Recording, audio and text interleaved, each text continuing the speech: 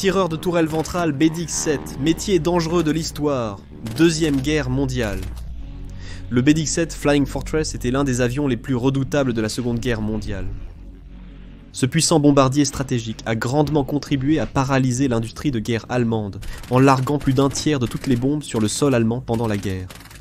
En plus de son grand potentiel de bombardement, le BDX-7 était équipé de nombreuses mitrailleuses défensives, ce qui lui donnait réellement l'apparence d'une forteresse volante.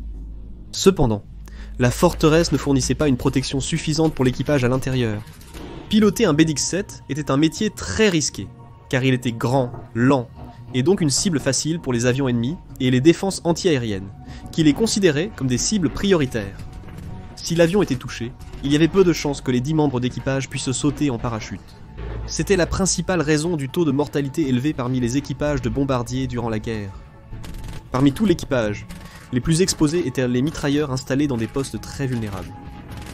Une position en particulier comportait le plus grand risque, celle du mitrailleur de la tourelle ventrale.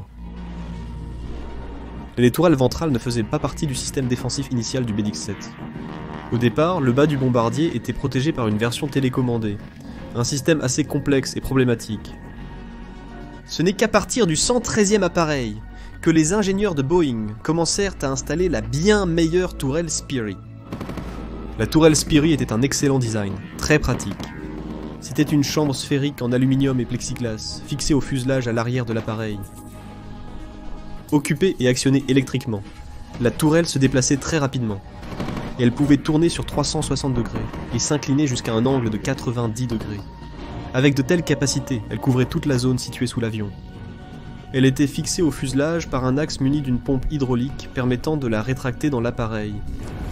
C'était fait en cas d'atterrissage d'urgence, sans utiliser le train d'atterrissage. La tourelle ventrale du BDX-7 était armée de 2 mitrailleuses Browning A&M, 2 de calibre 50, tirant de 700 à 850 coups par minute. Chaque mitrailleuse était alimentée par une bande venant de 2 caisses de munitions placées dans le fuselage.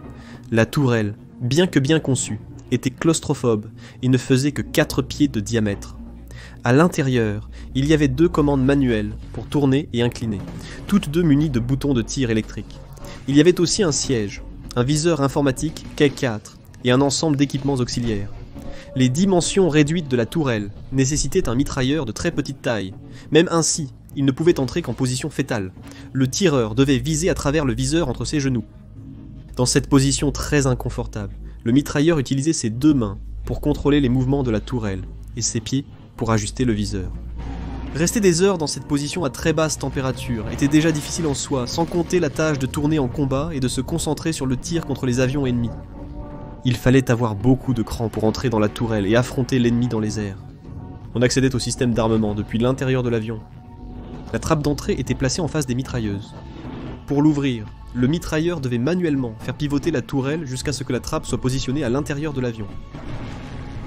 Elle n'était jamais occupée pendant les décollages ou les atterrissages pour des raisons de sécurité, seulement lorsque l'avion était en vol. Même alors, le mitrailleur devait faire attention. Entrer dans la tourelle suivait plusieurs étapes précises, et s'il ne respectait pas ces instructions, cela pouvait entraîner des blessures, voire des accidents mortels. Hors de la tourelle, le mitrailleur était complètement exposé au feu ennemi, surtout que la majorité des tirs venaient du dessous. Les chasseurs attaquant un bombardier préférèrent le faire par en dessous, car cette section était la moins protégée. De plus, le feu anti-aérien provenait également du dessous. La coque de la tourelle était en aluminium et en plexiglas et ne fournissait absolument aucune protection contre les balles de mitrailleuse ou les éclats d'obus anti-aériens. En combat, si le mécanisme de la tourelle était touché, elle devenait inutilisable, incapable de tourner ou de se rétracter. Cela signifiait que le mitrailleur restait piégé à l'intérieur.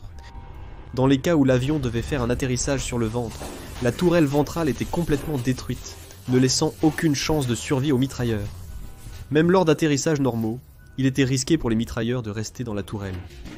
De tout l'équipage, le mitrailleur de la tourelle ventrale était le seul à ne pas porter de parachute sur lui ou à portée de main. C'était tout simplement parce qu'il n'y avait pas de place pour cela. Le parachute du mitrailleur était rangé juste à côté de la trappe d'entrée, à l'intérieur du fuselage. Pour l'atteindre, le mitrailleur devait sortir de la tourelle, une opération qui demandait beaucoup de temps, et l'aide d'un autre membre d'équipage, car sortir était aussi compliqué qu'y entrer. Inutile de dire que les pertes parmi les mitrailleurs de tourelle ventrale étaient élevées. Le danger de leur travail a été illustré dans le poème de Randall Gerald, La mort du mitrailleur de tourelle ventrale. À 6 miles de la Terre, libéré de mon rêve de vie, je me suis réveillé face à la DCA et aux chasseurs cauchemardesques. Quand je suis mort, ils m'ont lavé hors de la tourelle avec un tuyau